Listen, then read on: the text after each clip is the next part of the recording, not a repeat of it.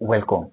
So if you are planning to join the YouTube platform as a creator, or you are just curious on how much YouTube actually pays their creators for 1 million views, watch this video to the end while I show you how much YouTube pay me for a total view of 1 million. Now, to check this, you need to head into your YouTube studio. Now, you have to use the uh, web browser instead of the mobile app, because the mobile app won't show you the total views or the total revenue that you have, but the web browser is going to show you this. So you head into your YouTube studio, and once you are in your YouTube studio, you go to the analytics, where you are going to get information about your videos, the views that you have, the kind of content you upload, and also the revenue that you've generated so far. So once you click on the revenue, it is going to bring up a page where it is going to display how much you have been earning for each month since you got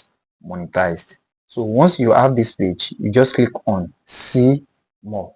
So once you click on see more, it is going to give you the page where you are going to have your estimated revenue and also the estimated monetized playbacks.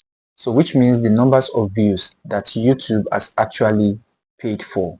And if you look at the estimated monetized paybacks here, we have 1,117,301, and the estimated revenue for this is $1,155.06. So basically, since I got monetized, I have gotten 1.1 million views, and the money that YouTube has paid for this is $1,155. So which, for some of us that understand what RPM means, which means I have an RPM of $1.1 platform. Although the downside to YouTube compared to some other platform is it is quite hard to get views unless you have a big community already, and if you upload content, your community are going to watch your content. It is quite hard to get views on YouTube compared to some other platforms. But at the end of the day, YouTube is the highest paying platform on social media. So if you love watching this video, give it a thumbs up and make sure you comment what you feel about the video, and I'll see you in the next one. Bye.